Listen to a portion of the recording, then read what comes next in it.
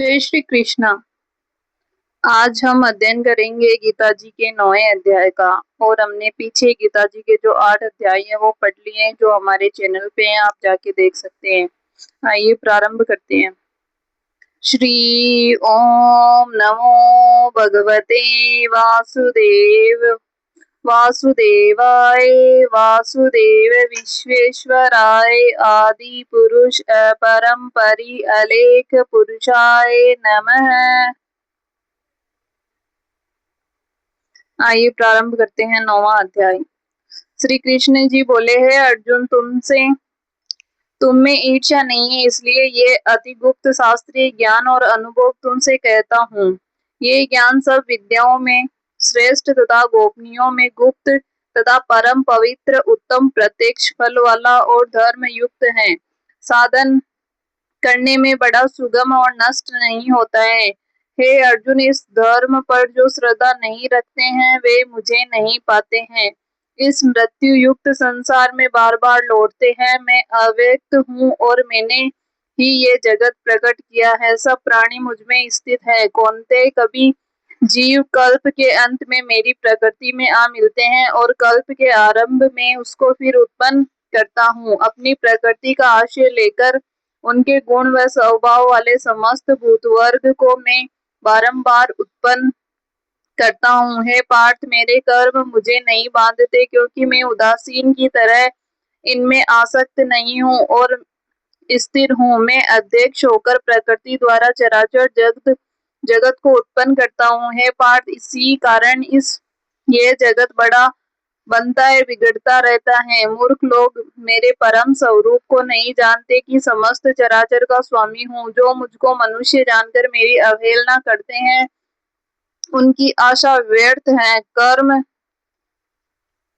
निष्फल तथा ज्ञान निरर्थक है। हे पार्थ, विवेकी जन देवी प्रकृति में स्थित हैं। वे मुझे इस सब संसार का आदि अविनाशी जानकर अनंत मन से भजते हैं। दृढ़ वृत्ति सदा मेरा यत्न पूर्वक कीर्तन करते, नमस्कार करते और भक्ति पूर्वक उपासना करते हैं। कोई ज्ञान योग से पूजन करते हुए उपासना करते हैं, कोई एकत्व से, कोई पृथकत्व से और कोई मुझे अनेक रूप वाला विश्व रूप मानकर उपासना करते हैं।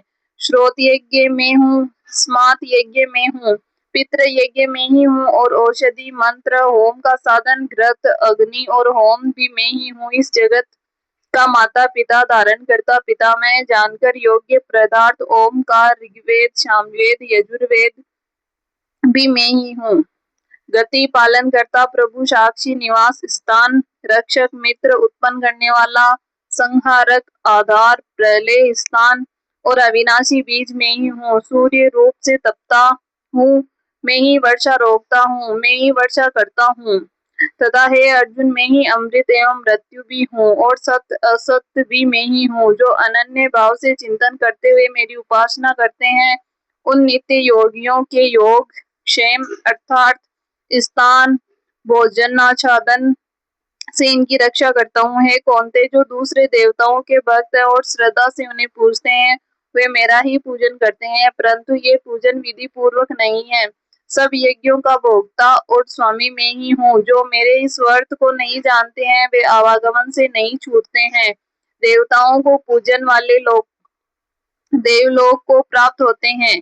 पितरों के पूजक पितृलोक को पाते हैं। यज्ञ आदि को के पुजारी यज्ञ लोक को पाते हैं और मेरा पूजन करने वाले मुझे प्राप्त होते हैं। भक्ति से पत्र पुष्प फल या जल जो भी मुझको अर्पण करता है वह शुद्ध अंतःकरण वाले प्राणी के भक्ति से दिए हुए पदार्थ को मैं बड़ी प्रसन्नता से ग्रहण करता हूँ। हे पार्थ, जो तुम करते हो खाते हो तब करते हो वह मेरा अर्पण करो। ऐसा करने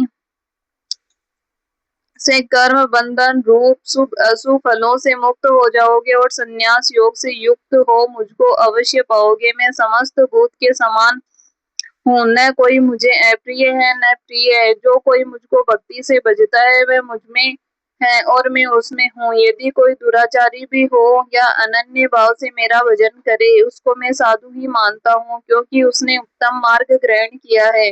वह शीघ्र ही धर्मात्मा होता है और चिर स्थायी शांति को प्राप्त होता है। हे अर्जुन, ये निश्चय करके जानो कि मेरा भक्त कभी नाश को प्राप्त नहीं होता। हे पार्थ, मेरा आश्रय पाकर नीच कुल में उत्पन्न स्त्रियां, वैश्य और शूद्र भी उत्तम गति को पाते हैं, और पुण्यवान भक्त राष्ट्रीय और ब्राह्मण हैं, उनकी तो बात ही क्या।